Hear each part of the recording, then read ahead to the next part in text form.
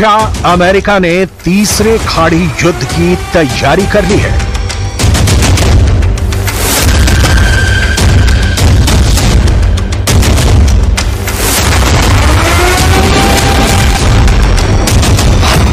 America ने अपनी 30% नौसेना इजरायल को बचाने के लिए उतार दी है, या अमेरिका ने अपनी 1/3 नेवी ईरान को मिटाने के लिए तैनात कर दी है। यूएस के रेडार पर सिर्फ ईरान नहीं, लेबनान भी है, सीरिया भी है, यमन भी है और गाजा भी है।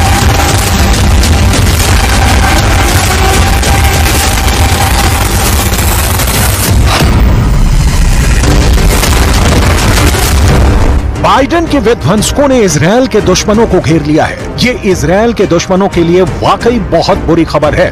30% नौसेना तैनात करने का मतलब है कि दुनिया के 3 समंदरों पर इस वक्त बाइडेन का कब्जा हो चुका है। यूएस नेवी के इस डिप्लॉयमेंट से इजरायल के दुश्मनों के पसीने छूट गए हैं। कहां तो ईरान इजरायल पर हमले की धमकी दे रहा था और कहां अब खुद की सुरक्षा करनी तक मुश्किल हो गई है। सिर्फ ईरान ही नहीं, इस तैनाती से लेबनान भी सहमा हुआ है, यमन भी घबरा गया है और गाजा तो इजरायल की लिस्ट में सबसे ऊपर है। इसलिए एक बार फिर सवाल, क्या अमेरिका ने तीसरे खाड़ी युद्ध की तैयारी कर ली है?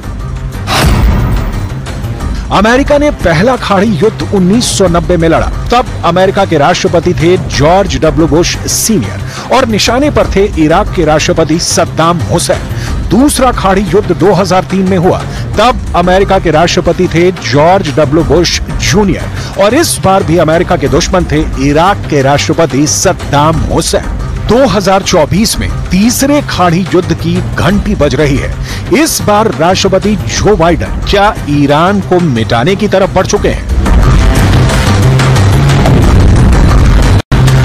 अमेरिका ने अपने पूरे जंगी बेड़े का 1/3 हिस्सा इजरायल की सुरक्षा के लिए तैनात कर दिया है। इसमें ऐसे जहाज हैं जो परमाणु हथियारों से लैस हैं। इसमें कैरियर भी हैं। इसमें परमाणु पनडुब्बियां भी हैं।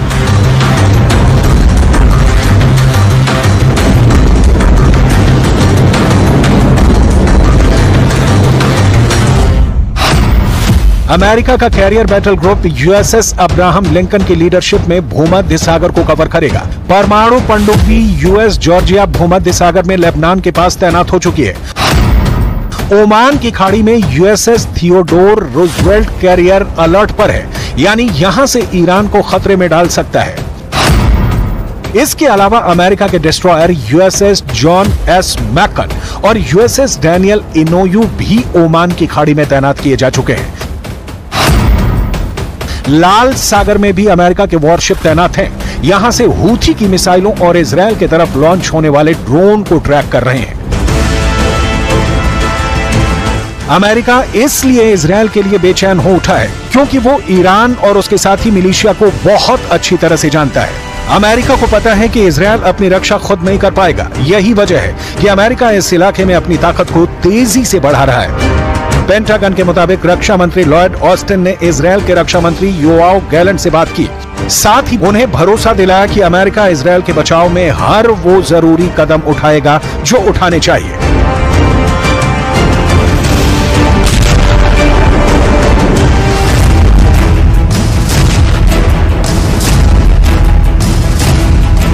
इस वक्त युद्ध का ट्रिगर ईरान के हाथ से निकलकर अमेरिका के पास पहुंच गया है। अमेरिका ने अब तक जो एक्शन लिया है उससे साफ है कि वो इजरायल को बचाने के लिए तीसरा खाड़ी युद्ध छेड़ने से भी पीछे नहीं हटेगा।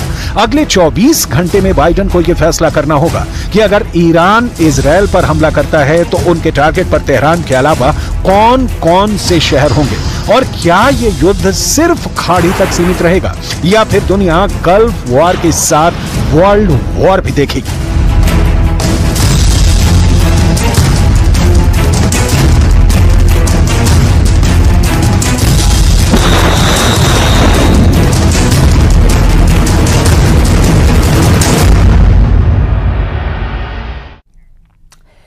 तेल अवीव में बम धमाके की जिम्मेदारी हमास के लेने के बाद इजरायल की सड़कों को छावनी में तब्दील कर दिया गया। पूरे ही इजरायल में इस वक्त टेरर अलर्ट जारी किया गया। इसके चलते गाजा की तस्वीरों के बीच इजरायल में धमाकों की खबर ने अमेरिका को भी चौंका दिया। कहां तो यहां तक जा रहा है कि इजराइल ने हमास के 27 एजेंट घुस चुके हैं।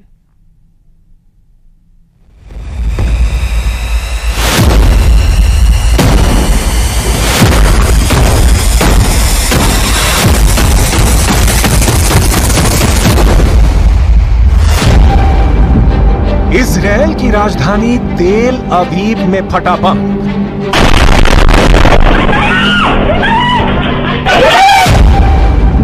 टारगेट पर थे इजराइल के प्रधानमंत्री बेंजामिन नेतन्याहू।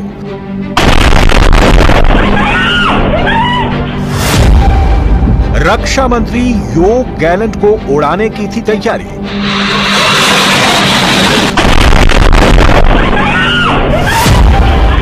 बम किसके लिए था? मौत का पैगाम।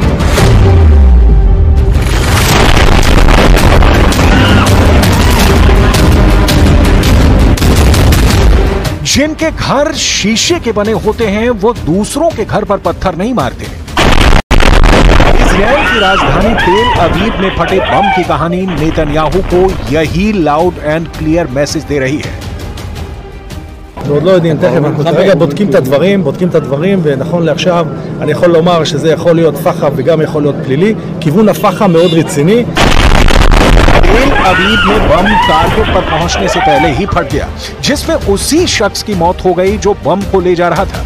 सवाल यह है कि यह बम किसकी जान लेने के लिए ले जाया जा रहा था? बम का टारगेट कौन था? क्या ये बम हमास प्लांट करने की कोशिश में था या इजराइल के भीतर ही बैठा कोई दुश्मन बम प्लांट करने की फिराक में था? इसकी डिटेल अभी तक तेल अवीव की पुलिस जुटाने में जुटी है। लेकिन यह बहुत गौर करने वाली बात है कि यह पहली बार नहीं हुआ है जब तेल अवीव में इस तरह की कोई घटना हुई है। गाजा में खून खराबे के बीच ऐसा कई बार हुआ जब तेल अवीव भी दहला, कभी लेबनान के हिजबुल्लाह के रॉकेट से, कभी चाकूबाजी से, ये कभी मिसाइल अटैक के पहले के सारन से। इजराइल वॉर मोड में है, लेकिन खुद इजराइल के खिलाफ हमले नहीं रुक रहे। इस बीच इजराइल ने गाजा में ताजा हमले किए हैं। इन हमलों में 29 फिलिस्तीनियों की मौत हो गई है। गाजा पर ताजा अटैक उस वक्त हुआ है जब अमेरिका के विदेश मंत्री एंटनी ब्लिंकन इजराइल में थे। शांति प्रस्ताव पर बातचीत के लिए इजराइल बातचीत के लिए कितना तत्पर है, कितना उत्सुक है, गाजा पर हुए हमले उसकी बानगी है। गाजा के स्वास्थ्य अधिकारियों के मुताबिक सेंट्रल सिटी दीर अल बला में एक घर पर इजरायली हवाई हमले में बच्चे और उनकी मां की मौत हो गई। मरने वालों में एक ही परिवार के 8 लोग शामिल हैं। हमले में एक महिला और उसके 6 बच्चों की मौत हुई है। इजरायली सेना ने कहा कि उसने दक्षिण शहर खान यूनिस से इजराइल पर हमला करने के लिए इस्तेमाल किए गए रॉकेट लॉन्चरों को नष्ट कर दिया, जो हाल के हफ्तों में तीव्र लड़ाई की जगह थी।